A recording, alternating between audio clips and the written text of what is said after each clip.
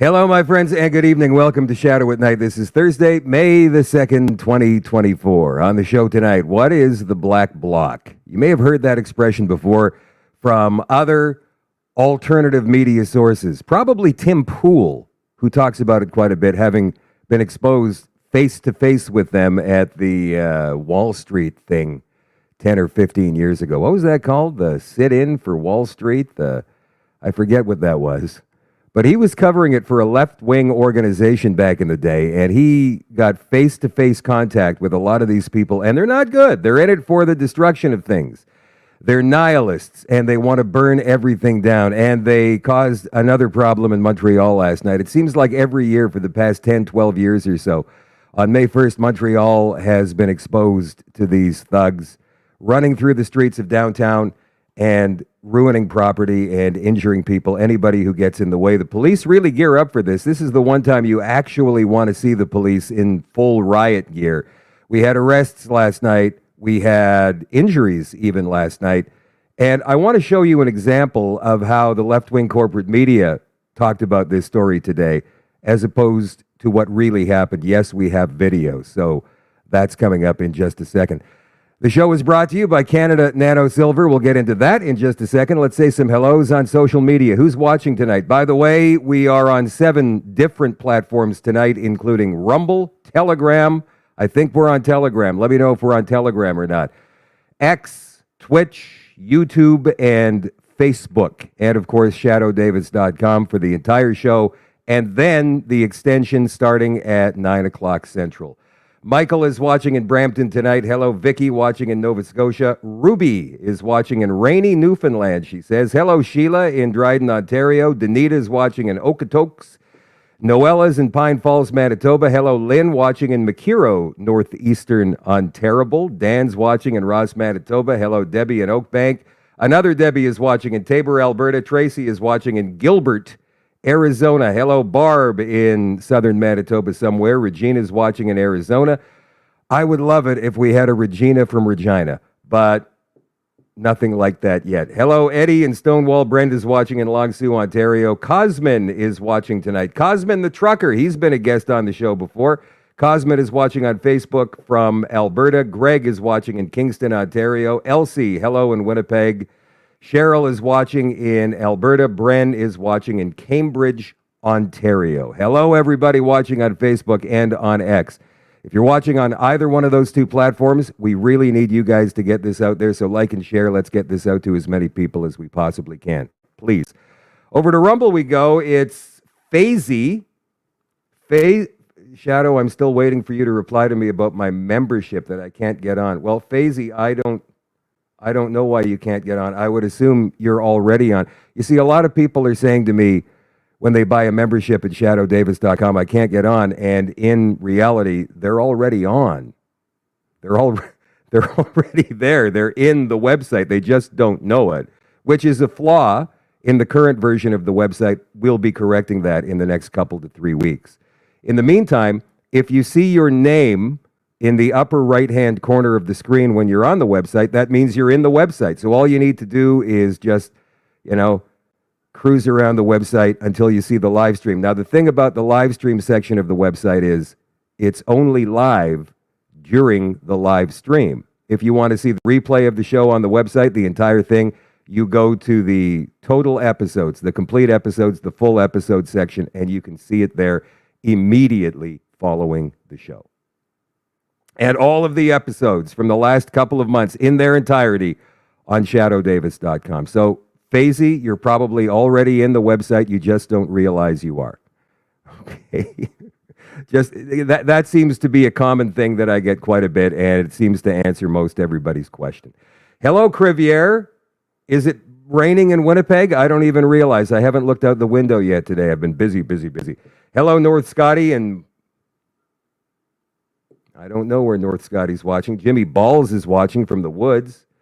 Benty is watching in Nova Scotia, and Freeze Dry 204 is here tonight. Hello. If you guys are watching on Rumble, it's a thumbs up. Please, let's get it out there to as many people as we possibly can in the Rumble community. If you want to share it on a different platform, that means you hit the share button beneath the screen. That will highlight the URL above the screen. From there, you can copy and paste to your favorite social media location. Email, you can email it, or you can put it in a group somewhere. You can use Telegram. We're on Telegram tonight as well. You can use the other one.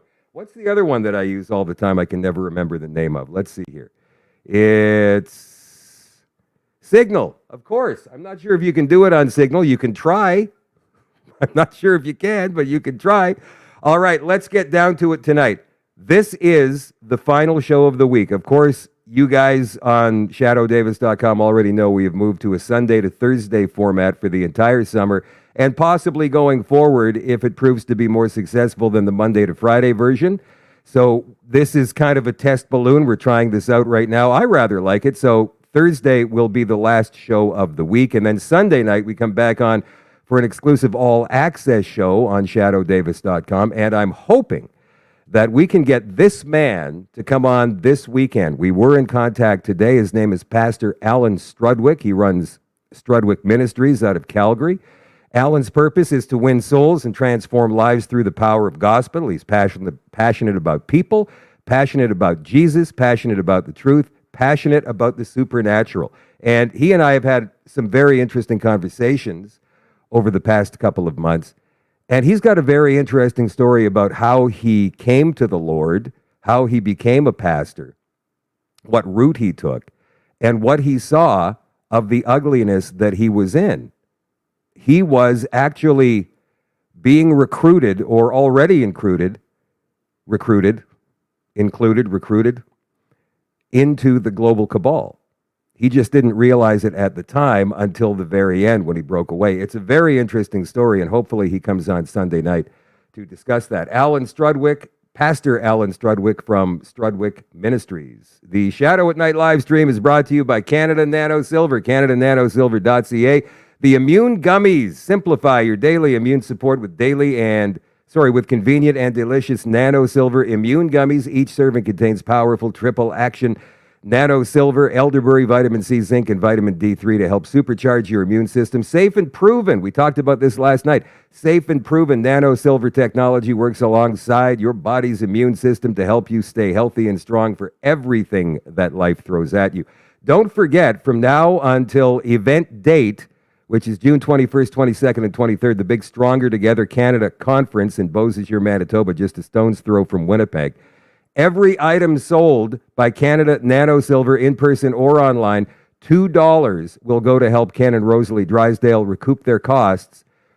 And they're not going to recoup them all, but it will help them definitely from all the money they've put in to putting this Stronger Together conference on. They are trying to bring people from all across the country together in Manitoba in mid-June to talk about strategies that we can use moving forward to fight the Great Reset, the globalist cabal. You can find out more at manitobastrongertogether.ca.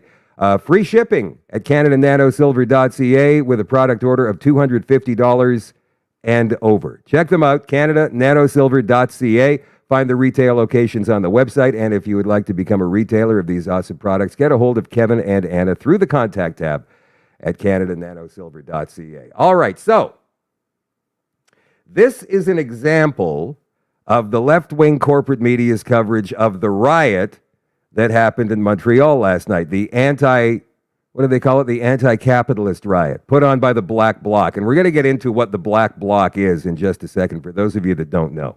The Black Bloc is Antifa. The Black Bloc are the ones who run around with the umbrellas, the masks, the black clothing, the fright masks in some cases, the loudspeakers, the bullhorns. They stand in lines like this basically, it's all about intimidation with them. They're a bunch of children. They're a bunch of cowards. They all believe in anarchy. They believe in nihilism. They believe in tearing the place down. They don't want to build. They want to tear down. So this is from City News Everywhere, Montreal, last night. Anti-capitalist demonstration. Montreal police intervene after violence.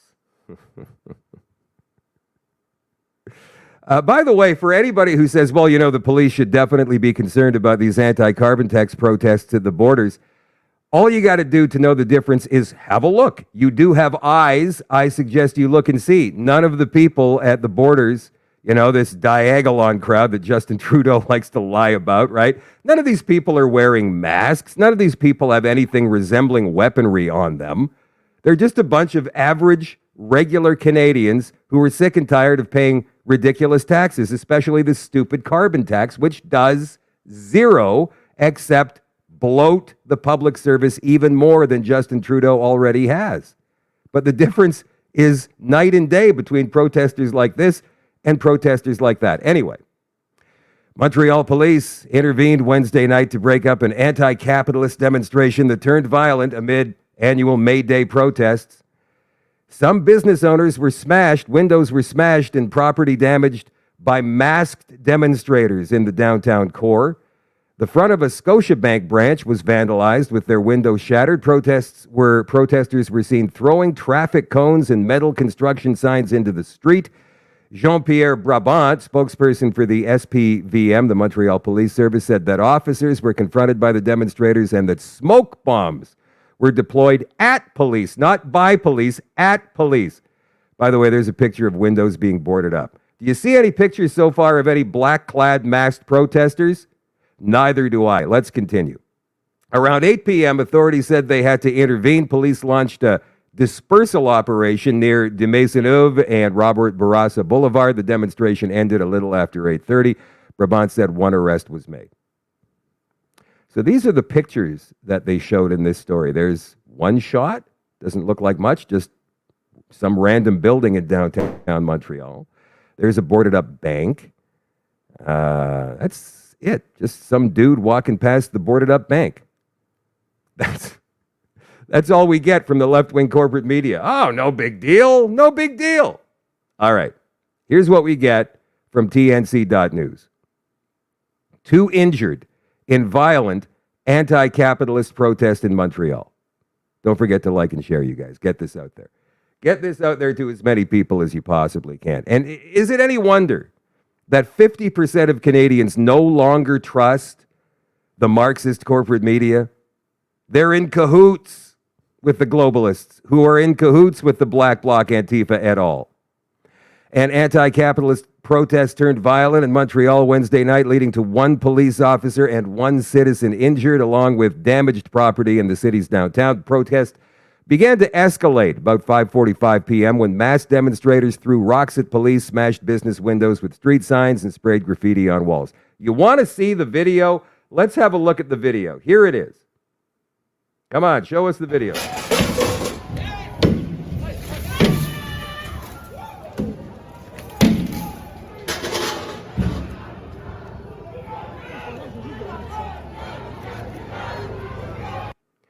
All right, so that's only a 15-second clip of longer versions of many different videos you can see, mostly on X, definitely not on Facebook or YouTube. Violence, violence, violence. Can't have that on our platform. But that's just a snippet. So if you see something like this coming at you, if you're just walking downtown, maybe coming out of a restaurant downtown Montreal, you see this, you're going to be a little bit concerned, maybe even bordering on terrified, right? These black-clad, masked protesters with weapons in their hands, steal street signs, smashing windows, breaking doors, spraying graffiti, probably going after cars. You're wondering if your car is in danger here. Police in their riot gear deployed like they are with anti-carbon tax protesters. Read the room, you guys. Know the difference. How can you not tell? How can you not tell? You got to go stand there like this. with an 80-year-old grandma who's baked you a pie. SPVM, again, Montreal police spokesperson Jean-Pierre Brabant told reporters that Montreal police used chemical irritants to disperse the crowd. The situation is now under control. Around 8 o'clock, certain demonstrators committed acts of mischief on businesses and armed assault. Well, we now know that mischief is definitely a serious offense in this country. Maybe there's more on this video. Let's watch this. Oh, that's the same one. But look at it. Look at them.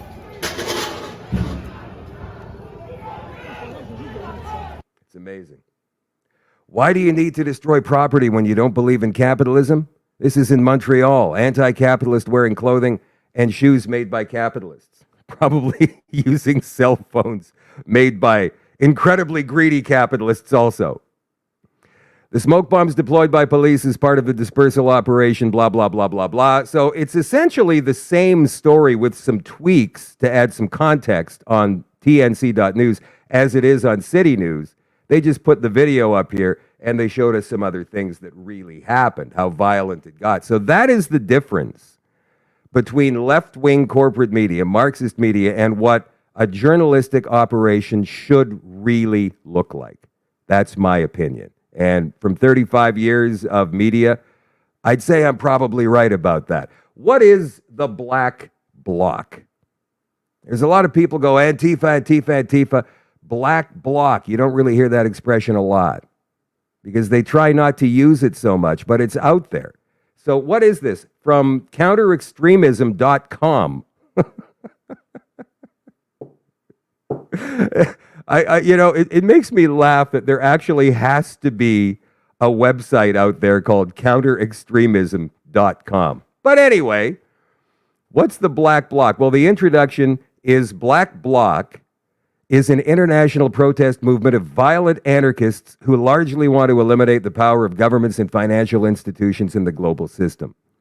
Black Bloc is primarily a tactic, not a cohesive group. That's what Antifa always says. We're not an organization. We're an idea. We're an ideology. We don't exist together as a group. Are you kidding me? No. We just think the same. Right. Right. Of course you do. Groups of protesters dress in all black and don helmets to conceal their identity and then violently confront symbols of authority and capitalism. The protest movement began in the 1970s in Germany with the goal of direct action against police brutality, economic inequality, and other perceived injustices. It has since spread worldwide through anarchist websites and online forums. The Black Bloc ideology is centered around anarchism and creating chaos. According to U.S. officials, Black Bloc protesters tend to target businesses as representations of capitalism. Black Bloc protesters often embed themselves in larger demonstrations to conceal their presence, which led to the label of Black Bloc as piggyback protesters. Protesters have used Black Bloc tactics in Europe since the 1980s, but the tactic gained national attention in the United States starting in 1999 during protests against the World Trade Organization in Seattle. Since then, Black Bloc protesters have fomented violence at protests of President Donald Trump's 2017 inauguration, 2020 protests against police brutality following the November 2021 acquittal of Kyle Rittenhouse. In a 2020 shooting, demonstrators dressed in Black Bloc attire appeared around the United States in protest. What does that have to do with fighting capitalism? You see how the Black Bloc have morphed into something else? It's not just about fighting capitalism anymore. Now it's about fighting regular people because their idea has become tainted and they're all falling hook, line, and sinker into this new, weird, bastardized ideology. Not to say the old ideology was great, but this new one is insane. Black Bloc protesters have also appeared at multiple rallies held by the far-right Proud Boys, often engaging in physical altercations with the Proud Boys themselves. So that's who they are. The leadership, well, there is none. We don't have any organized leadership structure in the Black Bloc. There is no base of operations. It's international. And there's no website. There's no social media. Membership size and relevance. Black Bloc does not have a formal membership or organizational structure. Well, then how do they get all of these people to come out and create this havoc if they're not organized? You have to have some kind of organizational structure, right? Oh, right, unions. Funding by billionaires from all over the world and that company I told you about last night. That's how they do it. They do it right in front of our faces. The far right, I don't know what they mean when they say far right, but anyway, let's go with this. The far right has attempted to portray Black Bloc as a more formal organization like it has with Antifa. You mean like the far left tries to portray Diagolon as some sort of far-right extremist white nationalist group? And by the way, can somebody please give me a definition of white nationalist? I would love to hear. My definition, when I hear white nationalist, aside from the pejorative meaning that the left tries to give it, is you are white and you're a nationalist. And being a nationalist to me means you're a patriot. You love your country. White nationalist. But apparently, it's a crime to be white these days, and heaven forbid you should ever be a patriot. That's the thing about it, right? White nationalist. No, man, I'm a white nationalist, and I'm very proud of it. Thank you very much. Black Bloc protesters have physically clashed with the Proud Boys on several occasions, blah, blah, blah, blah, blah. Recruitment and propaganda. They say Black Bloc has no formal membership or recruitment process. Now, they just do it through elementary schools, middle schools, high schools, and universities, and TikTok. Recruits are united by a broad ideology and organize independently while adopting Black Bloc tactics, blah, blah, blah. And here's a list of some of the violent activities they've been involved with in the past 10 or so years. The rhetoric, we know what their rhetoric is, and we know what their tactics are. So that is what the Black Bloc is. We do have a video, if you care to watch it. Here it is. 13 minutes long, came out a few years ago on Vice. This is the tainted view. I'm not sure if we're going to play the whole thing here, but this is the tainted view from inside the Black Bloc structure. Let's watch a little bit of this and see if it's any good here.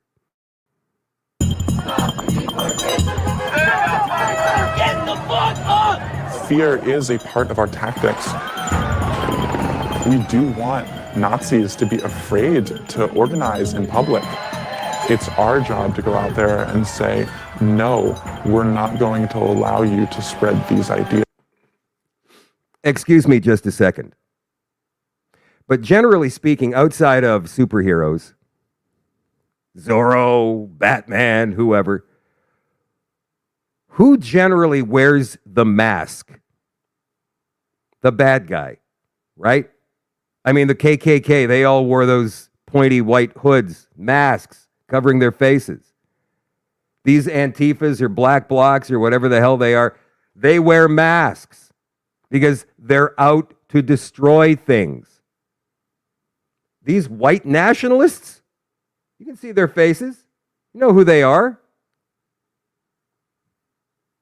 That should be everybody's first clue as to who the good guys are and who the bad guys are, because they, like they say Nazis, but you know what their definition of Nazi is these days. Anybody who believes in the nuclear family, pretty much. Anybody that goes to church, believes in God and Jesus, you're a Nazi! Fascist! They don't know the meanings of these words. They're trying to bastardize everything. They're trying to change the language, but that's a whole different topic. Let's stay with this video for a few more minutes here. Yes. Make it clear. Fascists are not welcome here.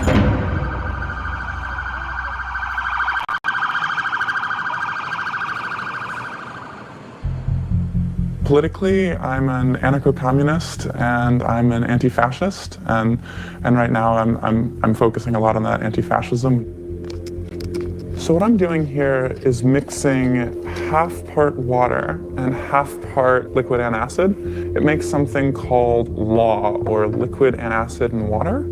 You use it in response to pepper spray. We get a lot of accusations that we're doing this for kicks, that we're doing this because we're violent teens who just want to see violence happen. I consider myself to be someone who's very fed up with seeing protests that accomplish nothing. I did a lot of Look at these marching assholes. and holding signs and yelling in the street and getting permits. And it didn't really feel like I was doing enough. I was aware that, obviously there's plenty of racists in the country, but I didn't realize that they were organized and political and actively out-cause violence. Seeing the state of the world and seeing the news and seeing what's going on, seeing how much danger people were in, made me want to get involved. The term Antifa is short for anti-fascist, and as many people know, anti-fascism dates back to fascism. So we can see anti-fascists battling Mussolini's black shirts in Italy, standing up to Hitler's Nazis. And today, a lot of anti-fascists draw from the European tradition, and really it's at the front lines of physically confronting fascist and white supremacist organizing in the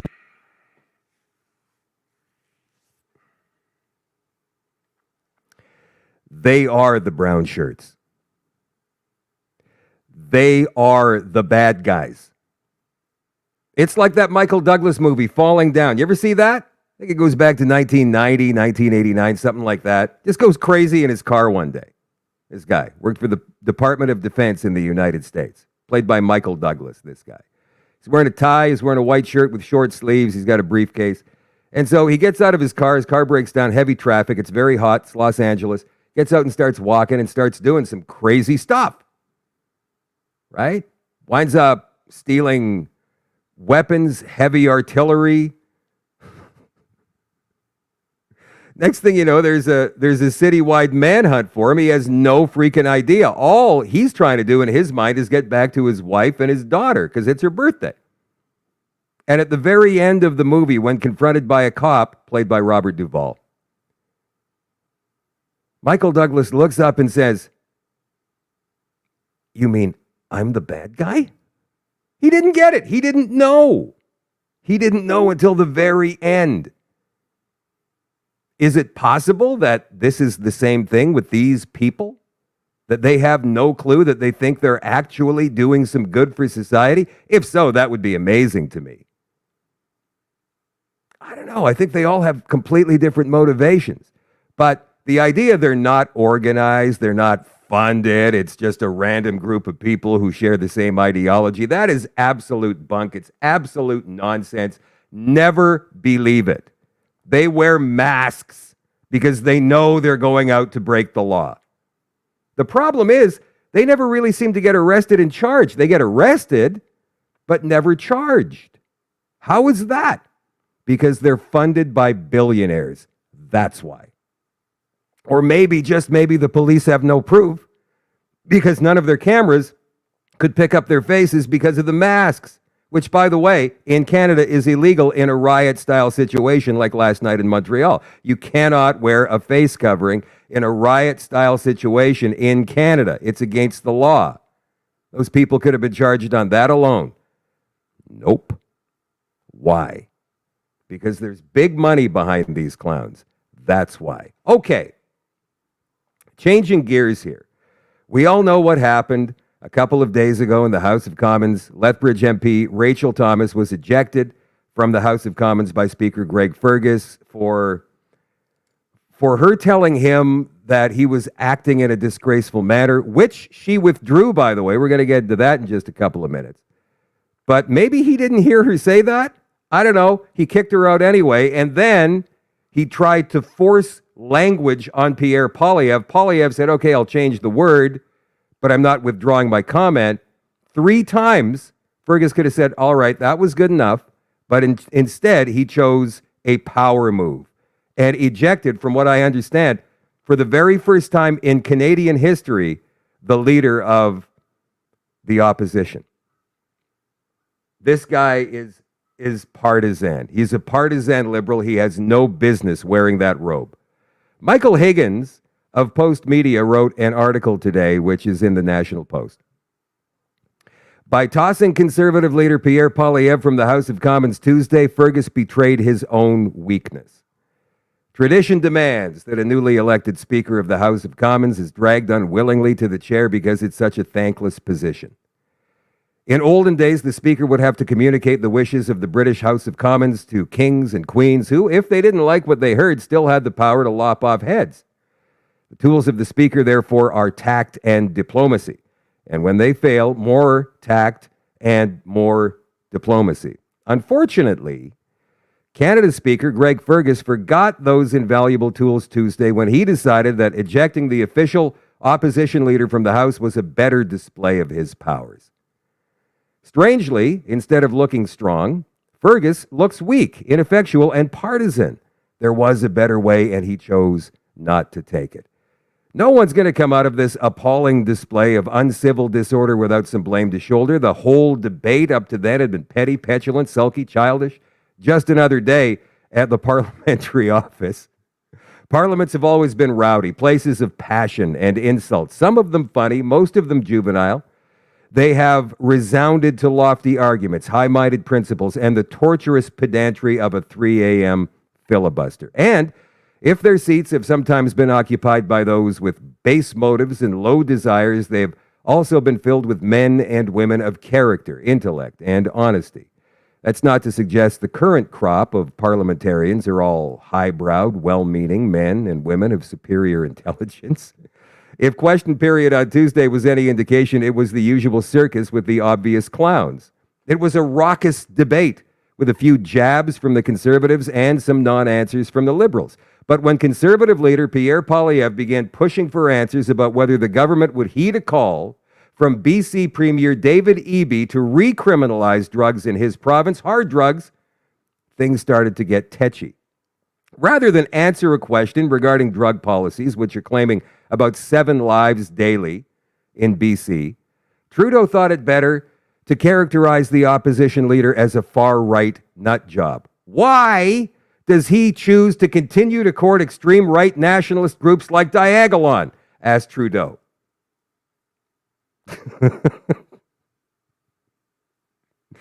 There are people in this country, let's call them citizens, who believe an informed discussion on drug policy, decriminalization, and the use of hard drugs in public spaces is much needed. For some people, too many in fact, this is literally a matter of life and death, so we shouldn't laugh.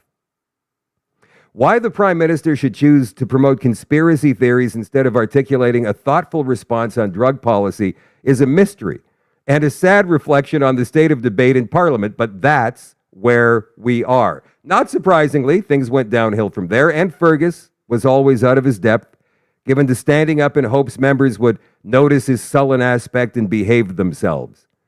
Poilievre condemned extremism and racism, especially from the guy who spent the first half of his adult life, this is a quote now, as a practicing racist dressing up in hideous racist costumes.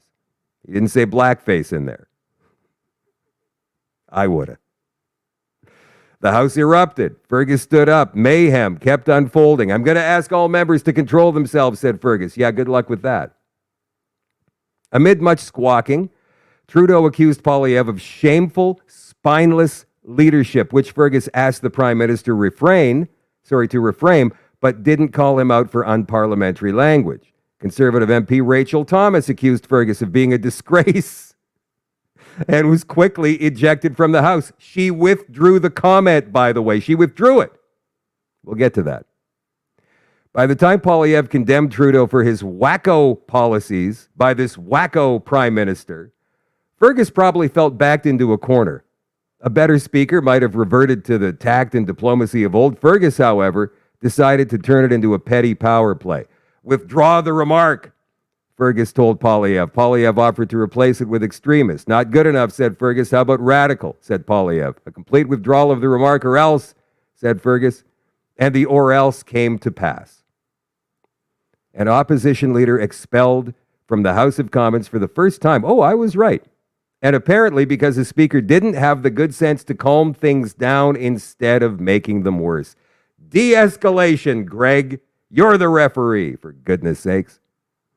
It was an unnecessary overreaction by Fergus, who must already have been feeling challenged and threatened by a disruptive parliament. But as the supposed non-partisan referee, he could have lowered the tone of the debate, accepted Poilievre's offer to withdraw, replace, while still admonishing the opposition leader for unparliamentary language. It happens all the time. Fergus instead chose the nuclear option and must now reap the whirlwind of angry MPs who believe he acted in a partisan manner and must go. Even Tom Mulcair said on CTV the other night, one of those ridiculous panel shows they have, that this is the most partisan he has ever seen a speaker act, provincially, where he was a politician in Quebec, and federally, when he was the leader of the national NDP. Effective speakers derive their power from commanding the respect of the House. When you've lost the confidence of about half the House, it's going to make the Speaker's job even tougher. And without an effective referee, what hope is there for substantive parliamentary debate? Fergus must have hoped to come off as a martinet, but has only succeeded in appearing more like a liberal marionette. Partisanship, my friends, partisanship. All right, this is Rachel Thomas. Now, she put this up on her YouTube today. It appears the House of Commons records were altered to support the Speaker's partisan decision to kick me out of the House of Commons. And she dropped a YouTube video of her presentation in the House of Commons today, which is loading right now on our screens. It was loaded, but I guess it needs to reload. So here it is. Mr. Speaker, I rise on a point of privilege today regarding a significant discrepancy between what was published in the Blues and what was published in Hansard of yesterday.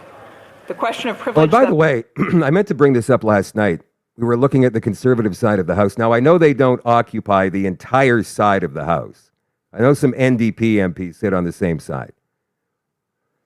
I'm wondering who this is. That must be an NDP. It's got to be an NDP. There's no way a Conservative would wear a mask still, right? Right? I don't know who that is. Anybody? Anybody know? Let's continue here. That I raise also has to do with how I was treated by the Speaker of this House and how I was further portrayed publicly. The discrepancy between the Blues and what was published in the Hansard is the omission of two words. Two very important documented words. An exchange between the Speaker and me during question period yesterday. The Blues recorded the following statement by the Speaker. I quote directly. If the Honourable Member for Lethbridge has problems with the Chair, she should challenge the Chair in a respectful way. But as the Honourable Member knows, challenging the Chair is against the rules of this House. I ask the Honourable Member to please withdraw her remarks. To which I replied, and rose in my space, to say this, quote, Mr. Speaker, I stated that the Chair is acting in a disgraceful manner. I withdraw. In the Hansard recording, two words are missing. The words, I withdraw. Wow. That said, it should be noted that it is reported in Hansard that at least one member did point out to the Speaker that these words, in fact, were spoken. It says under the heading, an honorable other member, it says the following, quote, she withdrew it. In the audio recording, many other members were heard drawing attention to this fact, asking for the Speaker to do the same. These words, Mr. Speaker, are significant because they demonstrate that I complied with the Speaker, your request to withdraw. It demonstrates that my withdrawal was not conditional, but rather it was proper and textbook. Therefore, it ought to have been accepted. Yet, I was kicked out of this place for the remainder of the day, as if I hadn't withdrawn those words, or to put it another way, as if Hansard recording of the event was accurate and true, when in fact, Mr. Speaker, we know it is not. All right, so what Rachel is saying here is that somebody intentionally took out the two words from the Hansard, which is the official record, the official parliamentary record of the House of Commons. Every day they have this. It's been recorded for 150 years now. Somebody doctored it. Somebody took those two words out. Now, the only way for any words to be edited, because sometimes in these records, the Hansard and the Blues, sometimes they need to remove ums, blah, blah. They've got people recording everything, right? And so they usually will remove that stuff to make things easier to read. But in this case, they took two words out that actually changed the meaning of what really happened in the House of Commons, which is not something you're supposed to do. You can remove words, but not change the meaning of what happened in the House of Commons in that moment. Rachel Thomas said, "I withdraw" yesterday. She said that, was backed up by another honorable MP. And it looks like our honorable Speaker of the House, Greg Fergus, chose to ignore it and kicked her out anyway. That's damning. And then somebody, we don't know who, eliminated the two words from the record, "I withdraw." Is another Liberal speaker going to have to be removed from a job because of misconduct? Now, we know the first one, Anthony Rota, he should never have been eliminated as the Speaker of the House. He's not the one that invited the Nazi into Parliament. That was Justin Trudeau. But Trudeau made Rota fall on his sword and take the blame for it. But in this case, Greg Fergus is the worst speaker ever. And he's doing illegal things. I'm not sure, I shouldn't say illegal because I'm not sure if it's actually illegal, but it's definitely against any rule, any standing rule in Parliament to doctor the official parliamentary record of the House of Commons. That's what Rachel is saying here, and they provided full evidence of that today. And guess what? Zero coverage of any of this on the Marxist corporate media. Go figure. Now, still with Parliament. What time we got here? We had 18 minutes left before we go to the extension on shadowdavis.com. If you're not an all-access member, go sign up now. We've got a lot to get to tonight, including some interesting stuff about vaccines. Some very interesting stuff about vaccines. We have a very prominent scientist who says anybody who is jabbed will be dead in the next 3 to 5 years. Now, I'm not sure exactly what context that is in. We're going to get to that in the extension after 9 o'clock Central on shadowdavis.com for all access members. Amazing Zoltan puts this up on X today. Question period. This is today now. This is today. Because the term wacko was trending number 2 in Canada on X yesterday. Wacko. T-shirts being sold already. Trudeau, wacko by Rebel News. We've got ourselves a banger. This is what Amazing Zoltan says. Conservative MP Michelle Ferrari rattles off synonyms for the word wacko in noting that the word most definitely accurately describes Justin Trudeau along with his radical, extremist, and poorly conceived policies. Let's watch. Absurd, asinine, foolish, bonkers, deranged. These are the synonyms for wacko, and they are exactly the correct adjectives to describe 9 years of this Prime Minister's policies and behaviors. Hiking the carbon tax to 61 cents a litre is wacko. Letting people smoke meth next to kids in parks is wacko.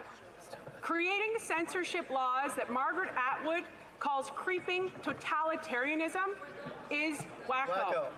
2 million people accessing a food bank a month in Canada is wacko. Repeat violent offenders walking free and terrorizing communities is wacko. Tent cities being the norm. Don't mean to interrupt the honourable member from Peterborough-Kawartha, but I understand that there's no translation. Absurd, asinine, foolish. No translation maybe in French for the word wacko? Unparliamentary language? Yeah, sure, I can see wacko being used as a slang. But unparliamentary? I don't understand that. I mean, I did look up the synonyms before Michelle Ferrari actually presented them in the House of Commons today. I did it last night because I thought, what does wacko mean? Is there an actual definition of it, and are there synonyms? And yeah, she's reading the exact thing that I read last night. It's not unparliamentary. It's absolutely true. What she's talking about here is giving away taxpayer-funded hard drugs to drug addicts and calling that some sort of drug prevention policy. Wacko. It's absolutely absurd. She's right. And the wacko hashtag continues to trend on X today. From Wiretap Media, Trudeau's criminal associate and disingenuous climate con man, Adam Van Coverden, who is, by the way, an ex-Olympic athlete, now living in shame, or should be, claims Pierre Poilievre met with leaders of Diagolon, an organization he believes has been classified as a terrorist organization by Canadian intelligence. But none of that is true.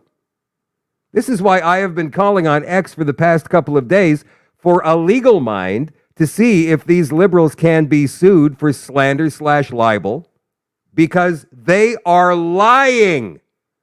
Bald-faced lying. Now, there's parliamentary privilege. You can get away with that when you're in the House of Commons during question period somehow. But when you're posting it on social media and you're saying it to the Marxist corporate media and they're repeating it, that's libelous. That is libelous. Is there some law that says you can't sue a politician for lying?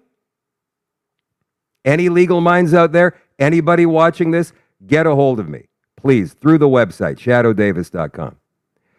Based on a recent scrum performed by actor Adam Van Coverden for the Canadian Press, it's safe to say that Stephen Guilbeault's stovepiping companion might be illiterate or suffering from a mild case of mental retardation, but considering he barely knows how to tie a tie to match his expensive suit, the latter is more than likely.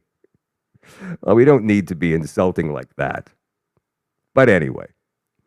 Shortly after Poilievre was booted from the House of Commons for calling Trudeau a wacko, Mr. Van Coverden grabbed the mic to run a communist disinformation campaign. According to Van Coverden, Canadian intelligence has classified Diagolon as a terrorist organization, which is categorically false and the complete opposite of what the Canadian intelligence report said about the fictitious meme nation of Diagolon. You can read more about that in Karmasad's Hate Gate. Go Google it. Go brave it. Sorry, never mind Google. Go brave it. Hate Gate. Read it. All the information is there. More importantly, Wiretap Media released a statement from Mackenzie last week that refuted all claims, Jeremy Mackenzie now, made by the Prime Minister and his criminal organization. Here's Adam Van Coverden now talking about Diagolon. I don't think it's too much to ask a leader of an official party in Canada to denounce far-right extremism and a group who has been identified by Canadian security and intelligence as a terrorism organization. That's not too much to ask. I have a lot of conservative friends. They are not far-right ideologues. They are not racist. They are not extremist. Conservatives deserve to have somebody who they feel represent their views, and whatever those views might be. I can guarantee that the vast majority of Canadian Conservatives do not consider themselves far-right, racist, extremist ideologues, and that's exactly who Diagolon is. He went out of his way to visit and sit down with this organization. That is absolutely disgraceful. Okay, I'm sorry, man. I can't take it. All this gaslighting, and I think maybe that's what they're trying to do, but all this gaslighting is just making me angry. If I don't laugh, I'm going to cry or punch something, and I don't want to break my hand. We are average Canadians, common sense people, right? And we're able to see through all this nonsense, all this crap, the free drug giveaways, the transing, all of this nonsense. It's absolute crap. These guys can't. And they're the ones who call us extremists. It's like the meme of that woman sitting behind a computer wearing one of those bubble suits, calling us the conspiracy theorists. Of course, during the COVID response. It's enough to make you just want to rip your hair out sometimes. Like, how is it that they think that they have the high ground here? It's amazing. Most Canadians out there are like, what are these guys even talking about? What is Diagolon? Diagolon is nothing. It's a fan club for Jeremy Mackenzie. That's all it is. Now look at this one here. We got another Liberal MP not running in the next election, whenever that happens to be. Could be in a month, probably next year, because Jagmeet Singh says, we're supporting this budget. So, Liberal MP won't run again, citing threats and misogyny amid plummeting polls. Another Liberal MP is abandoning the party amid plummeting polls nationwide. Liberal MP Pam Damoff won't seek re-election. In her 4-page resignation letter posted to her Facebook, she said public discourse deteriorated and trust has been lost in public institutions, which she attributes to misinformation and lies spread by politicians and social media. Again, it's either a lie or she believes it. And if she believes it, she's a moron. The MP representing the riding of Oakville North Burlington announced her resignation, while recent polling shows her riding as a conservative stronghold, a 90% chance of the Tories winning that riding. The federal ridings of Oakville West and Oakville East most recently have polls where conservatives possess a 96 and 98% chance of winning, respectively. Nonetheless, the threats of misogyny I've experienced as a member of parliament are such that I often fear going out in public, and that is not a sustainable or healthy way to live. From who are you getting these threats of misogyny? And by the way, what exactly is a threat of misogyny? What is that? I don't understand what a threat. Misogyny, I know what that is. But what is a threat of it? Can somebody please? The language they use is absolutely beyond absurd. She did not point towards a single example of threats or misogyny. Instead, she decided to focus on the accomplishments that she was proud of.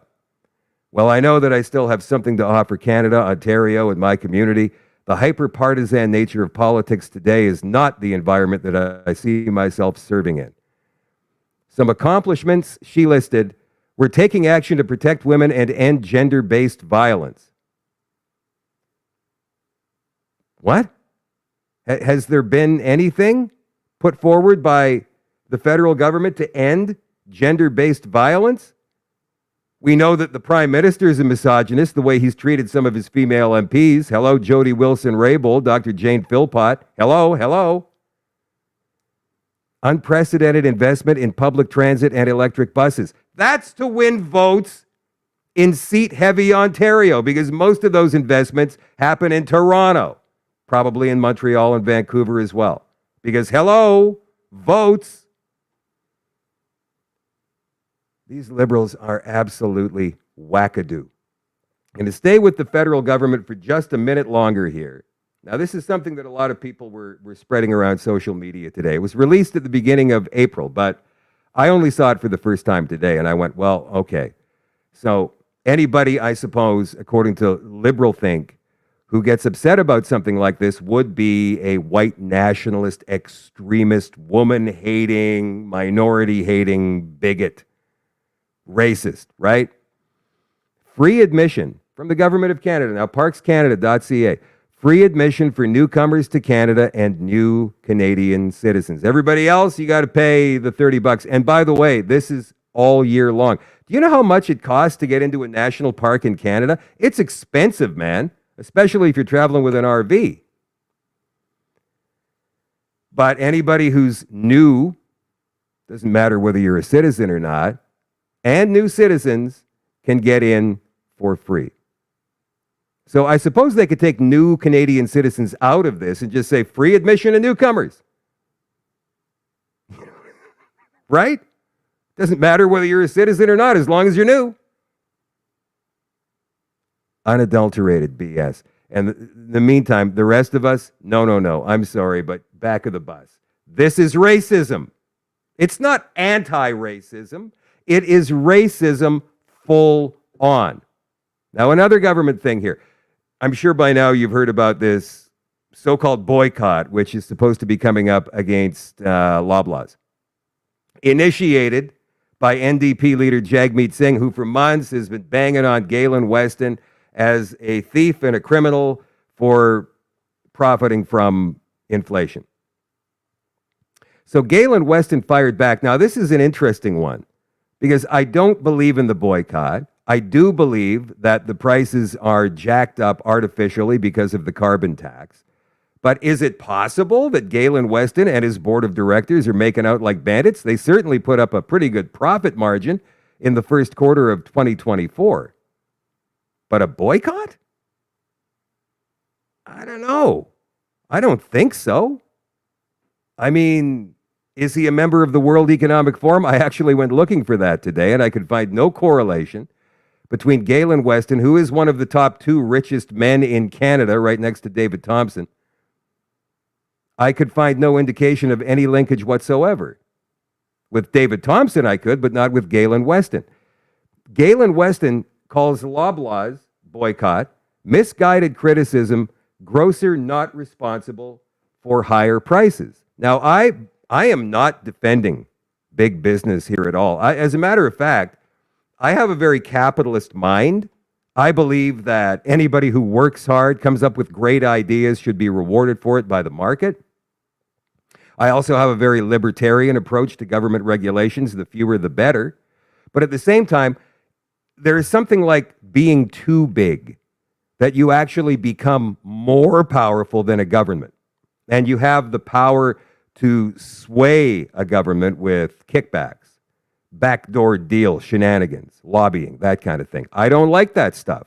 I don't like the fact that these businesses who become so massive can actually influence the policy of a country. I don't like that. And they do that. Look at Bill Gates, for example. That's a great example. I believe that businesses, and there's monopoly laws, antitrust laws out there that are supposed to be able to take care of this. When a company gets too big, they get broken up and sold off. I'm not sure if Galen Weston of Loblaws has hit that mark yet, but they sure make a hell of a lot of money. Apparently, David Thompson and Galen Weston, their worth together is worth more than 30% of Canadians. At least it was a few years ago. Probably more now since the big wealth transfer during the pandemic response. Anyway, Galen Weston said today, the boycott of his company is misguided criticism, saying the company is not responsible for higher food prices and denouncing calls to steal from the grocery chain. I'm not sure who's making calls to do that.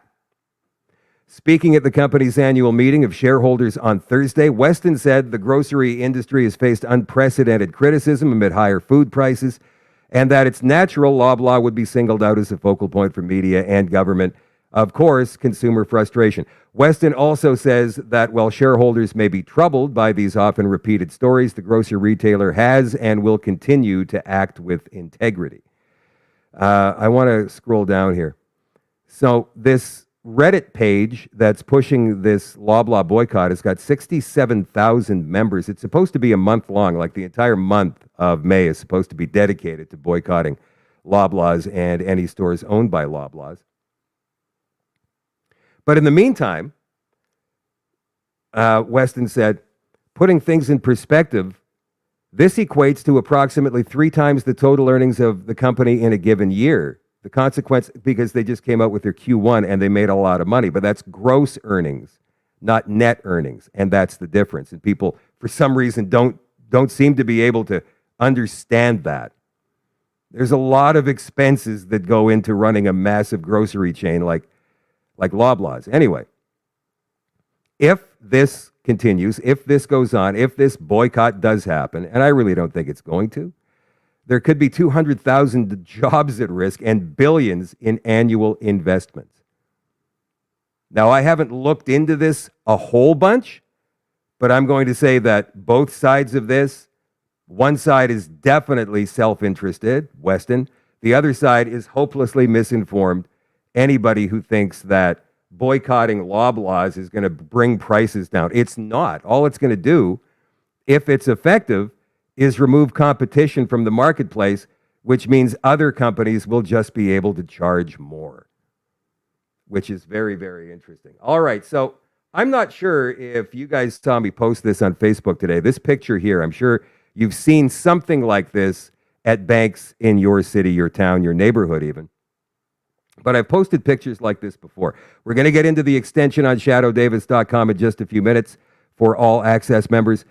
Cash at ATM only. There's also been videos out there that show people going into the bank, talking to a teller, trying to take out money, only to be refused after being asked, why do you want it? I'm not giving you that money. This one guy gets incredibly heated and says, let me talk to your manager. Let me talk to your manager's manager. Let me talk to your manager's manager's manager, and so on. And never does get his money until police come. So I don't know what's behind all of that, but it certainly seems to me that banks are keeping less and less cash on hand these days. Are they trying to cut down on crime, bank robberies? How often do you hear about a bank robbery anymore? Ever? When's the last time you heard in the news about an actual good old-fashioned bank robbery? That can't be the answer because it's so rare. Hardly happens anymore. Or are they moving to digital currency? We're going to look into that and more news on these so-called vaccines for COVID-19 coming up on the extension in just a couple of minutes on ShadowDavis.com. Go become an all-access member now. Get the yearly package. You save yourself $3 a month, $9.99 a month. Again, ShadowDavis.com. We'll see you there in a couple of minutes. If you decide to not, I will catch you again Monday night at 8 o'clock Central for another Shadoe at Night live stream. I love you all. I appreciate you all. I'll talk to you very, very soon. And again, for you all-access members on ShadowDavis.com, I will see you in 2 minutes' time.